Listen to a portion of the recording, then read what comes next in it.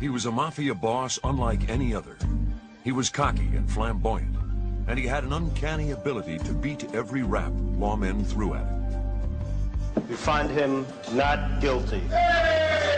But as boss of the Gambino crime family, John Gotti was guilty of ordering the killing of anyone who dared question his absolute authority. He's a murderer. He's not a folk hero. John Gotti denies he's part of any mafia. He denies he committed these crimes. John Gotti, first the Dapper Don, then the Teflon Don. Perhaps the mob's last kingpin.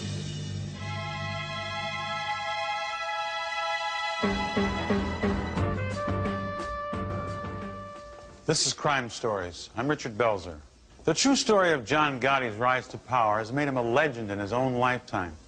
John Gotti, the outspoken and the well-groomed godfather, claimed he was just a plumbing supply salesman from Queens. Prosecutors alleged he was really a bloodthirsty crime lord who used intimidation and murder to stay in power. Why did it take the government so long to finally conquer the man once known as the Teflon Don? February 1990. It's a chaotic scene outside the Manhattan District Courthouse. John Gotti, the reputed boss of the Gambino crime family, follows his hulking bodyguards down the courthouse steps to a waiting Cadillac. Reporters vainly shout their questions at the mob's most popular spokesman. There's a whole mess of factors which combine to make John Gotti a folk hero. But the single most prevailing reason, I believe, is that he was acquitted 3 times. You guys in Giuliani should be in church. State and federal prosecutors believe Gotti rules a conglomerate of crime that operates throughout New York City and beyond. Investigators believe he stays in power the same way he became boss, by ordering the killing of anyone who dares to question his authority. In an attempt to end Gotti's reign, investigators by early 1990 are redoubling their efforts to bring Gotti down. The FBI has secretly bugged one of his favorite hangouts, the Ravenite Club in the Little Italy section of Manhattan. In late 1990, tapes of Gotti's conversations in an apartment above the Ravenite convince a federal grand jury to indict him again. On December 11, Gotti and 3 associates are arrested and charged with conspiracy to commit murder, bribery, obstruction of justice, operating illegal gambling casinos, and tax fraud. If you think the rule of law means anything, if you think fairness and everybody playing by the rules means anything, a guy like Gotti is just, he's acid in your heart. In the 4 years leading up to his 1990 arrest, Gotti has become a folk hero. Many New Yorkers cheer his not guilty verdicts. They applaud his flashy public style, the $2,000 suits, the carefully coiffed hair, the way he struts when he's out on the town. Somehow, this reputed head of a vast criminal enterprise is one of the most popular people in New York. Here was this guy defying the law time and again, defying the city of New York, and bathing in all the adulation he was getting from his fans. And he had thousands of fans. It is a dramatic ascent for a man who came from little. John Gotti is born in the Bronx in 1940. His parents eventually have 13 children. John Jr. is the 3rd of their 7 sons. Because his father gambles and provides little for the family, young John learns to fend for himself. He was good with his hands. He could take care of himself one-on-one and even two-on-one. He was, the kind of guy who he walked with a swagger, and he could back it up when he had to. Gotti's boyhood role model is local crime boss Albert Anastasia. One lesson Gotti learns from him is that mafia bosses rarely die in their sleep. On October 25th, 1957, Anastasia is murdered in the barbershop of Manhattan's Park Sheraton Hotel. Informants tell police the mastermind of the hit is Anastasia's underboss, Carlo Gambino. By the mid-1960s, Gambino is firmly in control. That's also when John Gotti starts working with one of the crime family's so-called crews in Queens. It's one of the more vicious and ruthless crews in the family. Their specialty was street crimes. They're into truck hijackings, car thefts. John F. Kennedy Airport is located just a few miles from the Queens neighborhood where Gotti's crew has set up its headquarters. Gotti inaugurates his mob career by hijacking cargo from the airline's freight docks. But in 1968, the FBI catches him trying to steal a load of women's dresses. Gotti's troubles seem to mount when state investigators identify him as a suspect in another airport heist. Gotti is sentenced to Lewisburg Federal Penitentiary, but by being arrested and imprisoned, Gotti actually enhances his standing with his mafia superiors. In the old mafia days, you had to work your way up from the bottom. You had to demonstrate loyalty and an ability to commit some crimes and do a little jail time. And that's when the mob bosses began to recognize you as somebody that they could trust and bring closer into the family and basically give more power to. Gotti leaves prison in 1972 and returns to Queens. He rejoins his crew at their headquarters, a nondescript place known as the Bergen Hunt and Fish Club. In 1973, Carlo Gambino gives Gotti an important assignment. Gambino wants revenge for the murder of his nephew. This was the ideal opportunity for John Gotti to show his worth and to prove that he could do what was necessary and whatever had to be done, to become a made guy. The target of Gambino's revenge, James McBratney, is shot dead in a Staten Island bar in May of 1973. A year later, police arrest Gotti and 2 other men for McBratney's murder. Gambino repays Gotti's loyalty by hiring well-known attorney Roy Cohn to defend him. Cohn had made his reputation 20 years earlier as Senator Joseph McCarthy's right-hand man. By the mid-70s, Cohn has represented a number of high-profile mob defendants. Cohn uses his considerable contacts and skills to plea bargain the charges against Gotti from murder to attempted manslaughter. Gotti goes to prison for just 2 years. When John went to jail, that sort of was his way of catapulting himself into the big time, into the big arena, that he had killed somebody, he had gone to jail for the mob. In October of 1976, while John Gotti sits in prison, Carlo Gambino dies of a heart attack. His funeral brings out hundreds of men from all 5 of New York's mafia crime families. Among them, Gambino's anointed successor. He's a cousin of Gambino's named Paul Castellano. After serving 2 years, Gotti is released from prison in July of 1977. Castellano agrees he has earned full membership in the Gambino family. Before long, Castellano makes Gotti acting boss of his crew in Queens. But Castellano doesn't realize that promoting Gotti seals his own fate. Their deadly confrontation next, when Crime Stories continues. Crime Stories continues on Court TV. In the early 1980s, investigators learned that John Gotti is the captain, or capo, of a crew in the Gambino family. His headquarters are in Queens, at the Bergen Hunt and Fish Club. The leader of a crew in a major organized crime family in a city like New York is a heady, powerful thing. There's a lot of money. It's sort of like in the movies, the cachet of a bit of fame, fortune, and swashbuckling lifestyle. Neil Della Croce, Castellano's right-hand man, is underboss of the Gambino family. He is John Gotti's immediate superior. John Gotti and his gang from Queens, under Neil Della Croce, were part of the blue-collar wing of the crime family. Paul Castellano, Sammy Gravano, and the guys from Staten Island and Brooklyn were more the white-collar crowd, the people involved in the labor racketeering, making money as tough guys, but more or less using their brains as well as their brawn. Paul Castellano runs the Gambino criminal empire from his fortress-like mansion on Staten Island. John Gotti was terrified of Castellano. Sometimes he gets summoned up to, they call it the White House, to meet with Castellano, and he never knew what it was about. He was very apprehensive going up there. Is he in trouble? Are they going to whack him? Gotti begins openly criticizing Castellano for being reclusive and greedy. He's right. All those capos were bringing him up sacks of money every week, every month. His income was $200,000 or $300,000 a month, and it still wasn't enough. He was one greedy bastard, that Paul Castellano. He wanted to sort of become more a chairman of a board kind of guy, and he dusted off the more dirty aspects of organized crime. And he basically tried to legitimize his ill-gotten gains. And that was something that bothered John Gotti. John Gotti isn't afraid to play dirty. In 1983, Gotti's brother Gene and their pal Angelo Ruggiero are indicted for heroin trafficking. Ruggiero's ties to Gotti go all the way back to the 50s, when they were teenage toughs in Brooklyn. But now Ruggiero's inability to keep his mouth shut is about to get him in trouble with Castellano. The Gambino boss has heard rumors the FBI has Ruggiero on tape, talking about selling heroin. If that's true, Castellano says he will order Ruggiero killed for violating a Gambino family code against dealing drugs.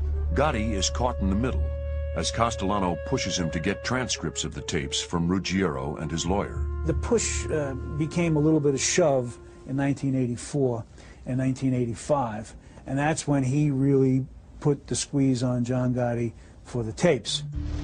But before Castellano gets the tapes, he's hit with 2 federal indictments. The first is for racketeering, murder conspiracy, auto theft, and drug dealing. The second comes when a grand jury indicts the bosses of all 5 of New York's mafia families. Rudy Giuliani, the ambitious U.S. attorney, tells reporters he's filing the so-called commission case under a federal statute known as RICO, for racketeer-influenced corrupt organizations. The RICO statute is a perfect remedy for organized crime that's divided the way the mafia is divided into families, because it permits you to indict an entity, not just an individual. Gotti himself faces RICO charges in 1985.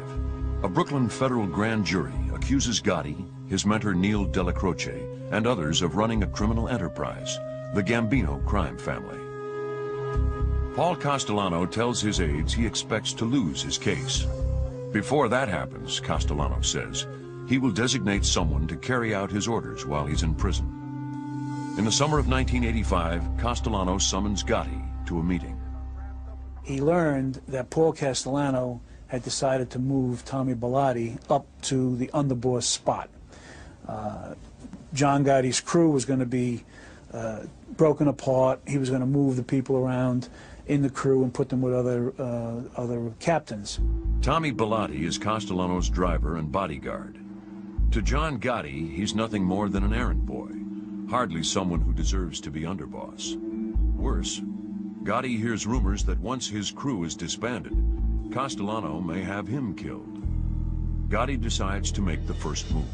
Well, Gotti was smart enough to know he couldn't pull it off all by himself. I mean, you just don't go kill the boss of a crime family, no matter how tough you are. One of the first men Gotti asks for help is a Castellano loyalist named Salvatore Gravano. Street name, Sammy the Bull. Gravano believes the future lies with Gotti and agrees to help get rid of Castellano. The conspiracy to kill him ultimately includes 5 men. John Gotti had willing accomplices in that Castellano wing because Paul had this aura about him, and you know, the bottom line is he did forget that he was a gangster.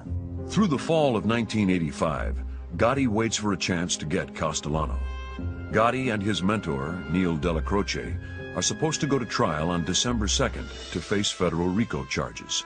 But on that very day, Della Croce dies of cancer. Neil Della Croce's death was probably the single most important day in many ways for John Gotti, because he sort of saw him as his father. That was his father figure in the mob. With Della Croce gone, Paul Castellano can now move at will against John Gotti. But the Gambino boss hesitates, giving Gotti time to attack first. The hit is set when Gotti learns that Castellano has planned a meeting for December 16th at Sparks Steakhouse, his favorite restaurant on Manhattan's East Side. The plan for the hit is simple, but daring. Gotti and Gravano will have their men shoot Castellano and his new underboss, Tommy Bellotti, as soon as Bellotti parks Castellano's car at the restaurant's front door. He had 4 shooters right in front of the restaurant. They're the primary shooters to take care of Castellano and Bellotti. He had a backup shooter across the street. He had some backup shooters and crash cars on the other block from Sparks, just in case Castellano and Bellotti spotted the hit team, drove by, they could catch him there. Just before 5:30 p.m., Gotti's team takes up positions outside the restaurant. Castellano and Bellotti drove to the light, parked in front, and the 4 members of the hit team descended on the car All four fired their weapons and they were killed instantly. The shooters disappear into the night. Terrified pedestrians run for cover, past the bodies of Paul Castellano and Tommy Bellotti. Following the hit, Gotti and Gravano drove by, saw what was done. They all went back to Gravano's office, and then they all went home to watch on the evening news. New York City is shocked by the bold recklessness of the murders. The middle of the street and the exclusive Upper East Side. And you knew that John Gotti was at the center of it. It was on the level of something he would love. The grand hit in a public place in the middle of Midtown at 5 o'clock rush hour. It fit John Gotti. News reports speculate that John Gotti will eventually take over the Gambino crime family. Within 2 weeks, just before the end of 1985, Gotti is formally elected boss of the Gambino family. A new chapter in Mafia history is about to begin, the era of the Dapper Don. We now return to Crime Stories on Court TV.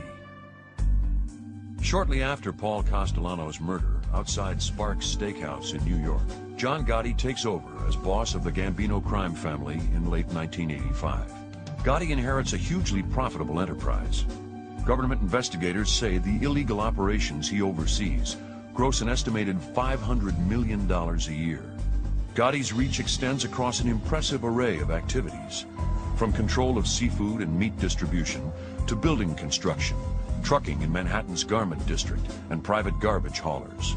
From Gotti's headquarters on Manhattan's Mulberry Street, he controls everything from loan sharking to pornography. The public gets its first good look at John Gotti in January of 1986, when reporters cover his impending RICO trial in Brooklyn. Reporters would ask him, are you the boss of the crime family? Did you kill Paul Castellano? And his responses were, he was quick with the one-liners back then.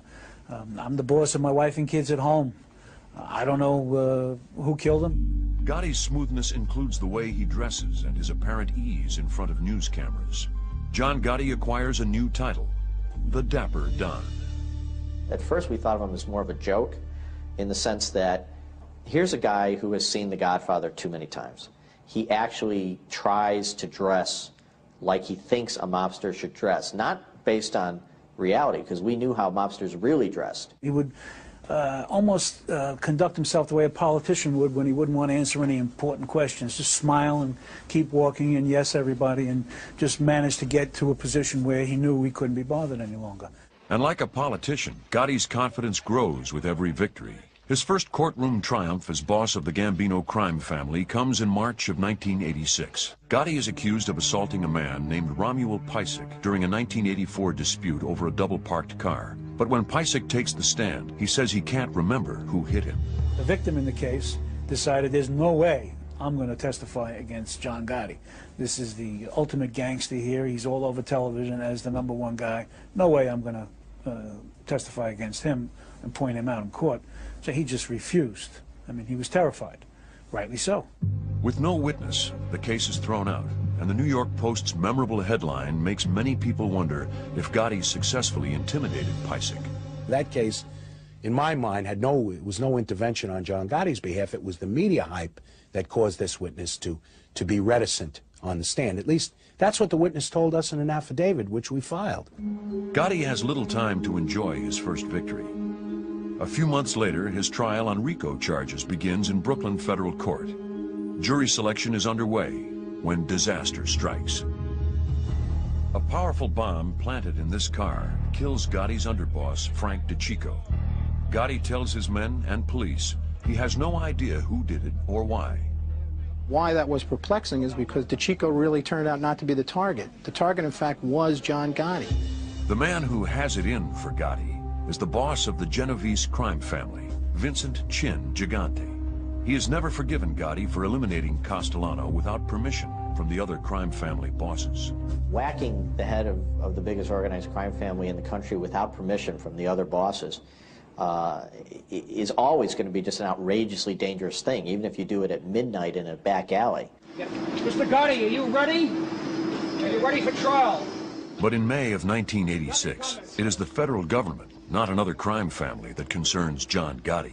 He is held without bail until his trial begins in August. Prosecutor Diane Giacaloni's case rests largely on the testimony of criminals who've made deals for reduced sentences. Gotti's defense attorney, Bruce Cutler, who's developing his own reputation for outrageous courtroom behavior, has a field day destroying the credibility of the government's witnesses. On Friday, March 13th, 1987, the jury acquits Gotti of all charges. The jury's job was to decide whether or not the defendants were guilty. They did their job, and that is the end of that. When the acquittals came, everybody was in shock. I was just hoping for a hung jury. But prosecutors and the FBI are hearing rumors that at least one juror may have taken money to vote in Gotti's favor. We knew at the time that there were attempts at jury tampering, because the Gotti crew is famous for that. Several years later, Sammy Gravano testifies that he funneled $60,000 to one of the jurors. Gravano says the payoff went through this Yugoslavian native who ran a gang on New York's West Side. But Gotti's attorney still maintains it never happened. They never found this Yugoslavian fella who was the alleged go-between. They never proved that this Yugoslavian fella ever gave any money to this juror. But this poor juror was convicted. From the beginning of his reign as Gambino boss, Gotti resorts to force to keep his troops in line. The first victim is a Gambino associate named Robert DiBernardo. We knew once John Gotti became boss, if somebody was in trouble, John would snap his fingers, do it, clip him, and they'd do it like the next day. With Gotti now head of the Gambino crime family, the FBI increases its surveillance of his activities. Agents believe, but cannot yet prove, that Gotti was behind the killings of Paul Castellano and Tommy Bellotti. I spoke with hundreds of people who we knew, based on all sorts of investigation, had been on the street at the time. And they would all look at you right in the face, and they would say, I didn't see a thing.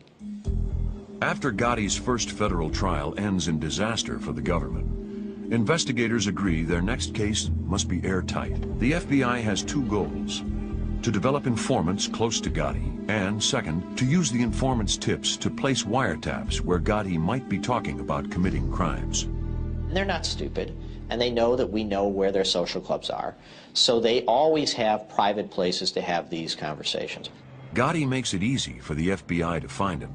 He runs his empire from a small social club called the Ravenite on Mulberry Street in Little Italy. Every day he'd go down there around 4:30, 5 o'clock, and he'd hold court there until 8:30, 9 o'clock at night. He did this Monday through Friday. The FBI sets up a video surveillance camera down the street and collects hundreds of hours of mafia interaction. Investigators conclude John Gotti's leisurely strolls up and down Mulberry Street are his way of conducting Gambino crime family business. If you're going to run this business, you have to do it orally. And if you're going to talk about the real nitty-gritty of running the business, which is extortion, murder, mayhem, you've got to talk about it. Remember, this is a business. You can't write a memo, you know, kill Louis on Tuesday, you know, CC, you know, all the other capos. With no written records, the process of gathering evidence against Gotti goes slowly, but investigators are in no hurry. John Gotti spends much of 1987 and 88 becoming a New York sensation. The public had a love affair in a way with John Gotti. They saw the flashy nature and the humor in the mob, you know, the funny side of the mob. Oh, of course they intimidated the guy. Oh, the guy forgot. You know, they kind of laughed at it. He told the whole world what he was.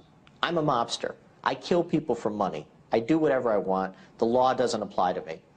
And instead of being condemned for it, he was celebrated. The way he conducted himself was a constant, you know, like the red cape in front of the bull. I think he was inviting them at every turn and every time to come get me. Gotti's lawyer, Bruce Cutler, says there's no reason why Gotti should have toned down his public behavior. Toning things down? What was he toning down? That he went to dinner in Manhattan, or that he stayed with his friends, played cards till the early morning hours, which is what he loved to do? The Gotti spin was, he's a tough guy, he's a gambler, he grew up as a tough guy. What he does is his business. Just because he comports himself differently from the way the law enforcement officials would like him to, doesn't mean he's a criminal. In early 1989, Gotti is arrested again. He's charged with ordering a 1986 attack on a carpenters union boss named John O'Connor. O'Connor reportedly told union carpenters to trash a remodeling job at this Manhattan restaurant, because the owners were using non-union workers. Unbeknownst to the union boss, this restaurant was paying tribute to the Gambino crime family, which means John Gotti. And when he heard about it, he ordered the union boss to get busted up. And somebody went and shot the union boss in his butt a couple of times. They tried to kill him, but they shot him in his rear, basically. Gotti is freed on bail and again seems immune to prosecutors' attempts to get him off the streets. He goes back to running the Gambino criminal empire. Gotti doesn't know it, but investigators are close to penetrating the heart of his operation. The FBI's daring plan to get John Gotti, when Crime Stories continues.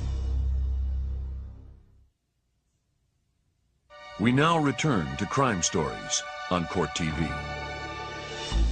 For most of 1989, John Gotti seems in complete control of his world. He runs the Gambino empire from his Ravenite social club in Manhattan. FBI surveillance cameras record his comings and goings, but it's not nearly enough to prosecute him. We see these guys with these great videotapes, but yet we didn't have these guys in the right location for their secret meetings. And so we said, maybe we got the wrong place. In the summer of 1989, the FBI obtains secret court orders allowing agents to place hidden microphones in the Ravenite Club. Their goal is to catch Gotti talking about specific crimes. Earlier attempts to eavesdrop on Gotti produced nothing. But this time, an informant tells agents that Gotti and several of his lieutenants meet regularly in an apartment 2 floors above the Ravenite. There was a widow named Mrs. Sorelli who lived in apartment number 10 above the Ravenite. Right around Thanksgiving, we found out she was going to go away for Thanksgiving. And we saw her leave with her bags. I think one of her nephews picked her up.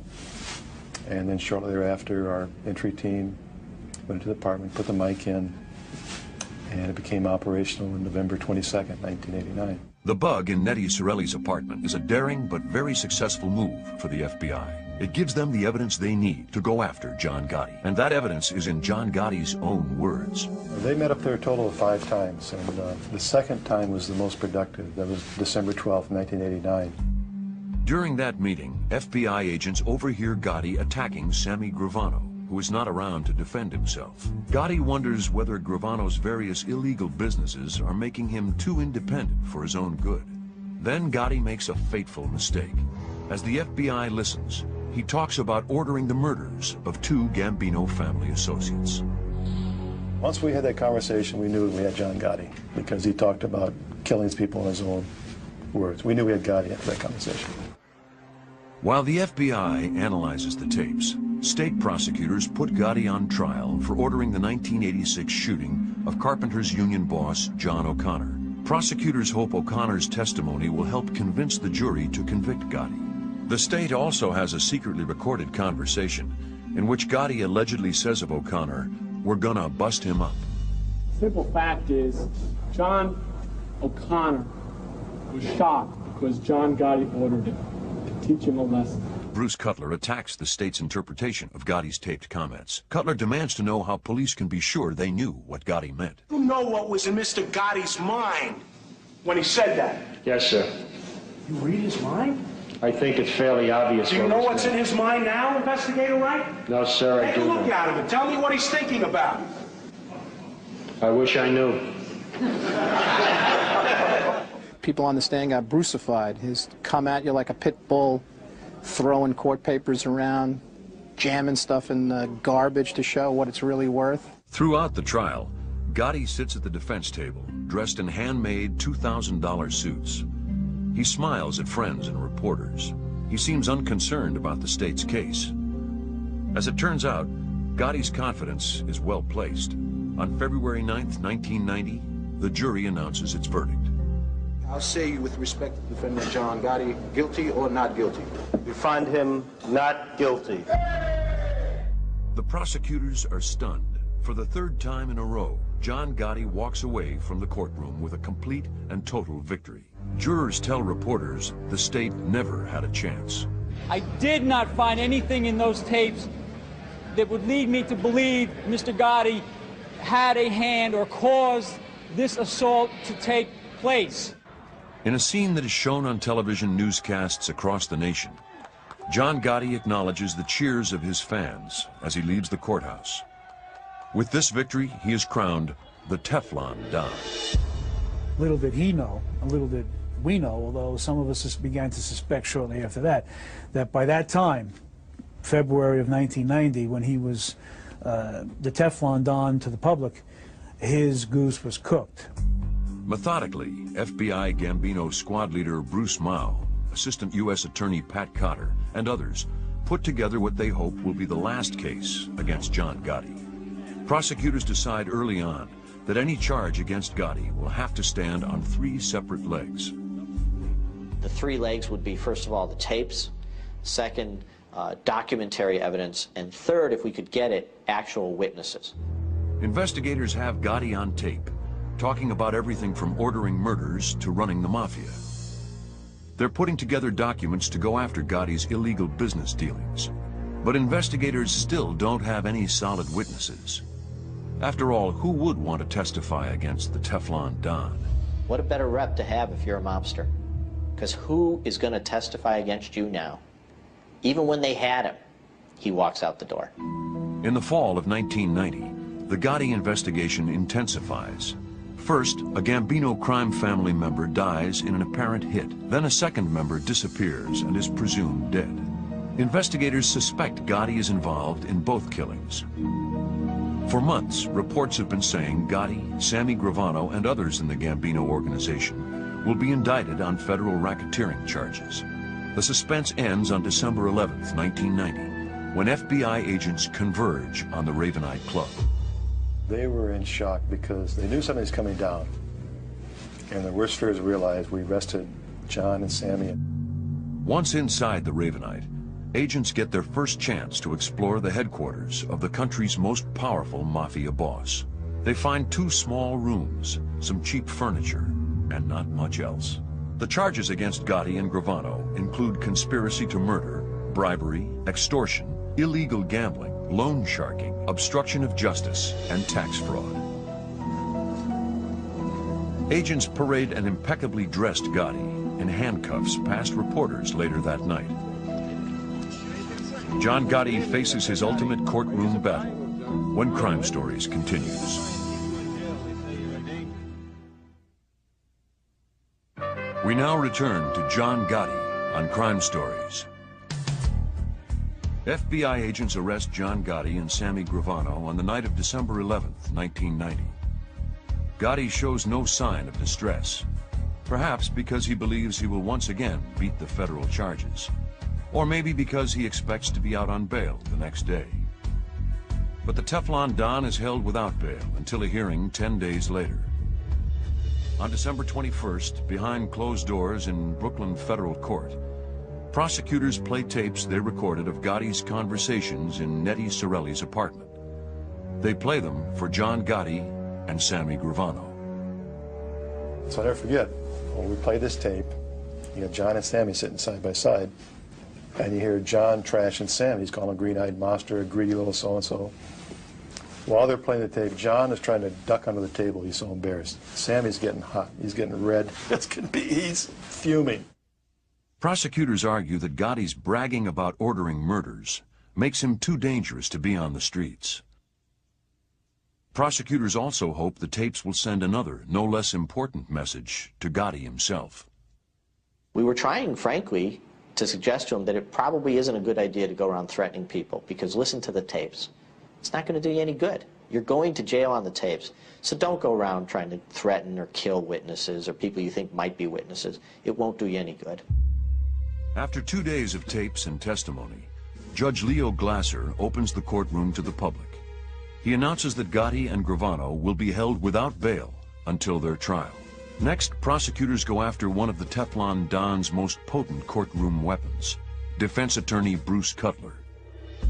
Prosecutors point out that both Cutler and Sammy Gravano's attorney, Gerald Shargell, are heard talking on some of the FBI tapes. Prosecutors know it would violate federal rules to present any evidence that questions the integrity of either Cutler or Shargell. Judge Glasser decides the evidence is too important to be excluded. In late July, he issues his order. When John Gotti and Sammy Gravano go to trial, both Cutler and Shargell are off the case. I am just personally offended and angry, and I still cannot fathom that I will not be addressing this jury in this case. This is a crisis for Gotti. He has relied heavily on Cutler's courtroom bravado in his 3 previous acquittals. But it's nothing compared to the damage Sammy Gravano is about to cause. After hearing the tapes, he is concerned that Gotti may try to blame him for the murders. Gravano sends word to the FBI that he might want to talk. I was seriously concerned that it might be a trick. I seriously thought at first that Gravano might have been given the orders or even offered to fall on his sword to save Gotti from the murders. Sammy the Bull isn't about to take a fall for John Gotti. Gravano agrees to a deal with prosecutors that requires him to tell all he knows about his own and Gotti's involvement in all the crimes listed in the indictments. Plus, he has to testify against other mobsters for several years in the future. And if he did all that, the government agreed to write a letter to the judge outlining his cooperation. And if it turns out he lied, or the judge didn't like what he did, or if he held back, the judge could still give him 20 years. In late October 1991, Sammy the Bull becomes what the Mafia despises most, a rat. After the FBI removes him from the jail cell he shares with Gotti, Gravano talks. He gives investigators a gold mine of information. He admits taking part in 19 separate murders. He also describes in great detail how he and Gotti planned and carried out several killings, including the hit on Gambino boss Paul Castellano. Gotti knows that Gravano is turned against him. With the trial set to start in early 1992, Gotti has little time to find a new lawyer. He eventually settles on a well-known attorney from Miami, Albert Krieger. Krieger has about 4 months to prepare a defense. He's ready as the trial begins on January 21st. The first order of business is to pick a jury. No easy task for a John Gotti trial. I can't tell you how many jurors sat in the jury room when we were questioning them and cried. One woman was shaking so bad she could not speak. She could not speak, just because she was in the presence of this guy. Judge Glasser goes to extraordinary lengths to protect the jury. Jurors go to and from the Brooklyn courthouse in tightly guarded limousines. They're sequestered in hotels for the duration of the trial. Their names are never revealed to either the prosecution or the defense. The heart of the government's case against Gotti is the series of secretly recorded conversations from Nettie Sorelli's apartment above the Ravenite Social Club. Prosecutors believe the tapes alone should be enough to convict the Teflon Don. There's nothing better than playing a tape, turning to the defense and say, "Your witness." Cross-examine the tape recorder. To demonstrate Gotti's control of the Gambino crime family, prosecutors play a conversation in which Gotti says he might be going to prison. Gotti is heard asking Gravano what he wants to do if that happens. So I'm asking you, how you feel? You want to say what's good here? Or you want me to make you official underboss, acting boss? How do you feel? What makes you feel better? On another tape, Gotti passionately defends his way of life in the mob, his life in Cosa Nostra. This is going to be a Cosa Nostra till I die. Be it an hour from now, be it tonight, or 100 years from now when I'm in jail. It's going to be a Cosa Nostra. But those comments are mild compared to the tape on which Gotti talks about ordering the hit on a Gambino associate, Louis De Bono.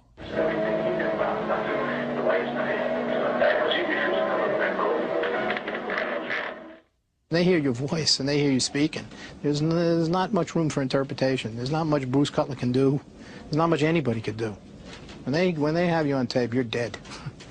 It's just a matter of where you're going to fall down. But prosecutors are just getting started. Sammy the Bull Gravano turns on John Gotti when Crime Stories continues. We now return to John Gotti on Crime Stories. John Gotti's final trial begins in February of 1992. It attracts everyone from picketers to paparazzi. Some Hollywood tough guys show up to pay their respects. Actors Mickey Rourke, John Amos, and Anthony Quinn reinforce the notion that John Gotti is somehow a victim of government persecution. But it's a different story in the courtroom. When Sammy the Bull Gravano takes the witness stand against John Gotti, he opens the door on the Mafia's most closely guarded secrets. Gravano shows no emotion as he describes the murders he helped Gotti carry out. Gravano's testimony is riveting. But prosecutors want the jury not to forget their most important evidence, John Gotti's own voice on tape. You should convict him on that alone. It's more than enough. If that's not more than enough, we give you Sam Gravano. Sam Gravano confirms everything you hear on the tape, plus he tells you a few other things. Defense attorney Albert Krieger attacks the tapes as irrelevant and Gravano's testimony as nothing more than an attempt to save his own skin. But to many in the courtroom, the case against Gotti seems overwhelming. When Krieger moves to call witnesses on Gotti's behalf, Judge Glasser allows only one from the list Krieger submits. Gotti's tax attorney, Murray Appleman, testifies that he advised Gotti not to file tax returns over a 7-year period. After presenting this lone witness, the defense rests. How do you present witnesses to make the tapes go away? How do you present a witness to tell the jury that what Sammy said he didn't say? You can't. The jury gets the case on the afternoon of April 1st, 1992. Jurors ask to hear several tapes again, then retire for the night. At 1 o'clock the next afternoon, after nearly 14 hours of deliberation, they reach a decision.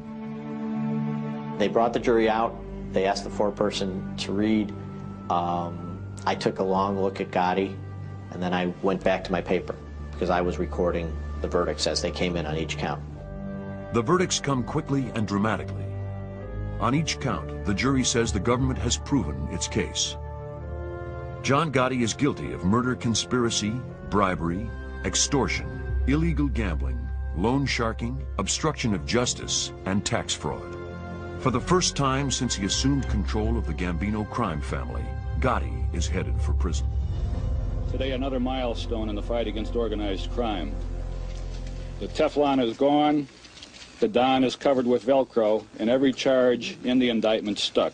The jury did not give adequate consideration to the defense arguments, did not give, more than that, adequate consideration to the evidence. We were dealing with murderers, and we did what we had to do to stop them, and we did. And I don't make any apologies for that. 2 months after the trial ends, Judge Leo Glasser sentences John Gotti to life in prison without parole. Outside the courthouse, hundreds of Gotti's supporters stage a riot, overturning police cars and threatening to invade the building. Bruce Cutler tries to reassure the crowd that the fallen Don is okay. John took his sentence. He doesn't care about himself, but he cares about his friends, his family, and you folks out there. At the maximum security prison in Marion, Illinois, he spends 23 hours a day alone in a small cell. He is not allowed any contact with other prisoners.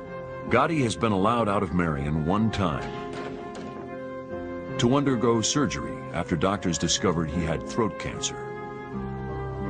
John Gotti's not a stupid man. No question about it, he's not stupid. And he knows, I believe, that he's history, that he's in jail forever, and that can't sit well with him. The loss of John Gotti cripples the Gambino crime family. If you look at what the Gambinos have become today, they're a joke. But that didn't just happen. That happened because Sammy Gravano blew them up from inside. And because of that, an organization that killed dozens of people a year, that threatened hundreds, thousands, and extorted millions, is out of business for all intents and purposes. They're gone. It is hardly the legacy John Gotti would have wanted, but public fascination remains for the man who was the Dapper Don, then the Teflon Don. His attorney, Bruce Cutler, thinks he knows why. His legend will grow over time because of the way he is. He's an old-time tough man, and he wasn't going to change to placate anyone else. He was devoted to his own life and taking care of his family, and that's how he saw things. The Gotti family legacy continues. Gotti's son, John Jr., is now serving his own prison sentence. The younger Gotti recently pled guilty to a variety of federal racketeering charges. He was sentenced to 7 years in prison. If he behaves himself, John Jr., unlike his father, could be out in 4. For Crime Stories, I'm Richard Belzer.